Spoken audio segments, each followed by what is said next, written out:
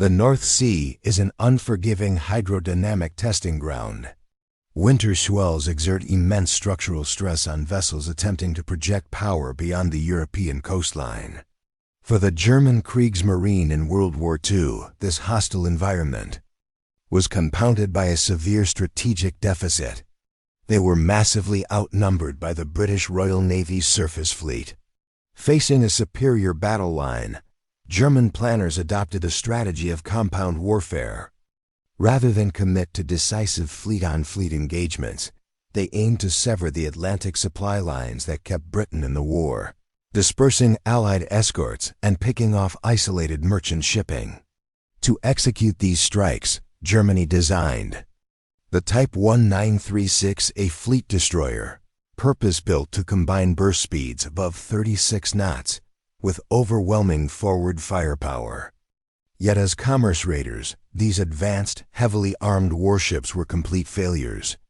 They rarely made it out of coastal waters and suffered crippling operational downtime. The strategic burden was instead carried by auxiliary cruisers. These slow, converted civilian bulk freighters slipped through blockades and dominated the open ocean. Analyzing the hydrostatic and thermodynamic data of these two very different classes of ships reveals a stark reality. Pure firepower is useless if it compromises the basic structural and mechanical integrity of the vessel carrying it. German naval architects attempted to offset their numerical inferiority by over-arming their destroyers. They equipped the Type 1936A with cruiser-caliber 15-centimeter guns, a heavy payload designed to outgun any Allied equivalent. Placing such massive ordnance high on a narrow destroyer hull introduced an immediate, unavoidable physical consequence: extreme top heaviness. Stability is measured by metacentric height, or GM. By adding heavy turrets and tall superstructures, the center of gravity shifted dangerously upward, plummeting the GM to 0.60 meters. In rough swells, this weak righting moment induced violent rolling, creating an unstable gunnery platform. To prevent capsizing as fuel was consumed, the Kriegsmarine implemented a strict regulation. Crews were legally barred from using their entire fuel capacity. 30% had to be permanently retained in the bottom tanks as deadweight ballast.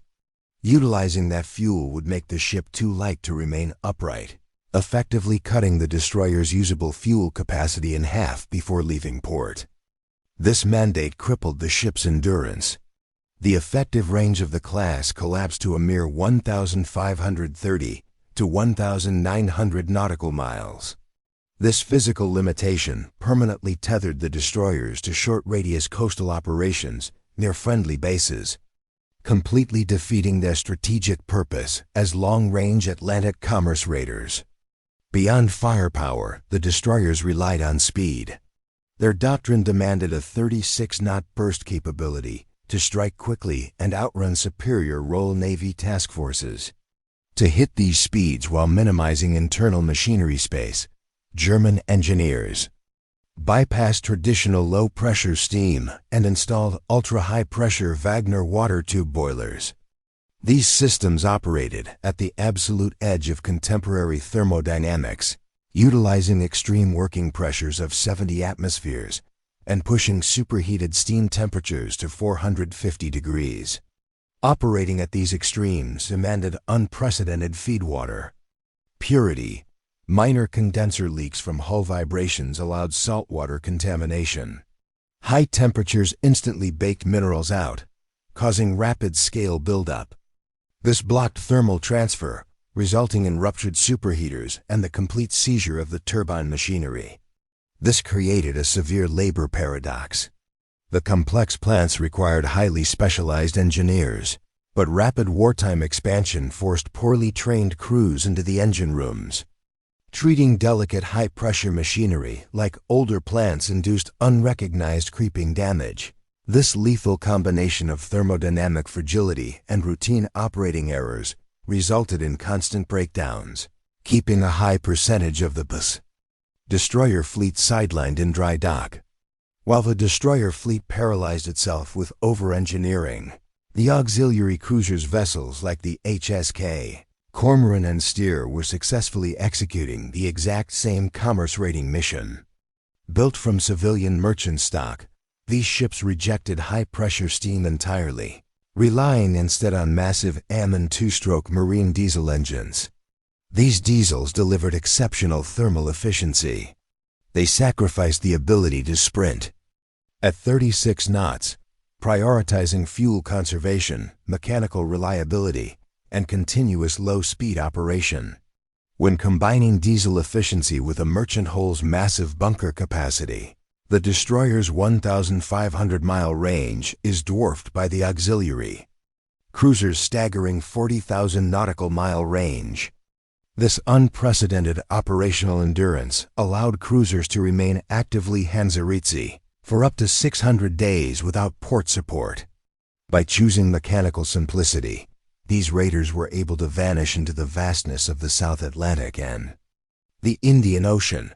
They possessed the exact physical endurance necessary to succeed strategically where the fleet destroyers failed. Endurance was paired with stealth. They utilized deceptive architecture, masquerading as innocent neutral freighters, plodding along the sea lanes. Behind hinged steel ports, they hid cruiser-level armaments, mounting up to 615-centimeter guns and torpedo tubes entirely within a standard civilian cargo profile. Crews employed modular physical disguises, utilizing telescopic masts, false funnels, dummy structures, and shifting paint schemes to continuously alter their silhouettes and confuse Allied intelligence. Because they looked harmless, their maximum speed of 14 to 18 knots was irrelevant. The disguises allowed the slow raiders to approach unsuspecting merchant targets at point-blank range before raising the German ensign and opening fire. To maintain deception indefinitely, raiders operated with total logistical autonomy. Cargo holds were heavily modified to house fully equipped machine shops and train dive teams. If a component broke, the crew didn't turn back. They fabricated the missing spare parts from raw materials while steaming in remote mid-ocean locations, completely severing their reliance on coastal dry docks. To locate targets across vast oceans, these ships operated organic aviation assets, launching Arado AR-196 floatplanes to dramatically expand their over-the-horizon search radius. To preserve the merchant disguise, no catapults were mounted on deck. Instead, the aircraft were stored disassembled in the holds, quickly assembled topside, and hoisted into the water by standard civilian cargo cranes. This combination of extreme visual deception and total mechanical autonomy made the auxiliary cruiser the deadliest asymmetric threat in the German surface fleet, allowing them to operate entirely independent of traditional naval infrastructure. The historical record provides a definitive post-mortem on these two distinct approaches to naval strategy. The Type 1936 destroyers possessed exceptional theoretical combat statistics.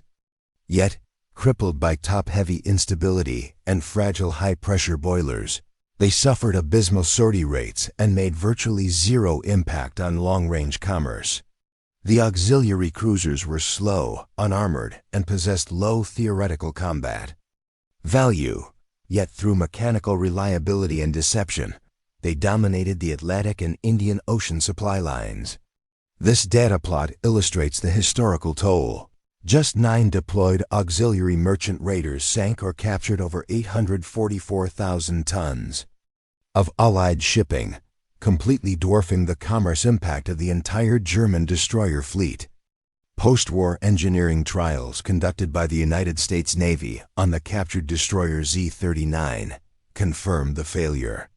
Evaluators deemed the vessel too fragile, too unstable, and its machinery too delicate for active combat operations. The strategic reality of commerce raiding was that it required supreme endurance, autonomy, and stealth. Burst steeds of 38 knots and overstressed turbines were active liabilities in a war of attrition. The Kriegsmarine's destroyer program serves as a case study in the danger of prioritizing theoretical, on-paper superiority over practical engineering. In the unforgiving physics of naval warfare, pure firepower is a fatal illusion. If a ship lacks the structural balance and mechanical reliability to deliver that firepower to the battlefield, the design has already failed before it leaves the dock.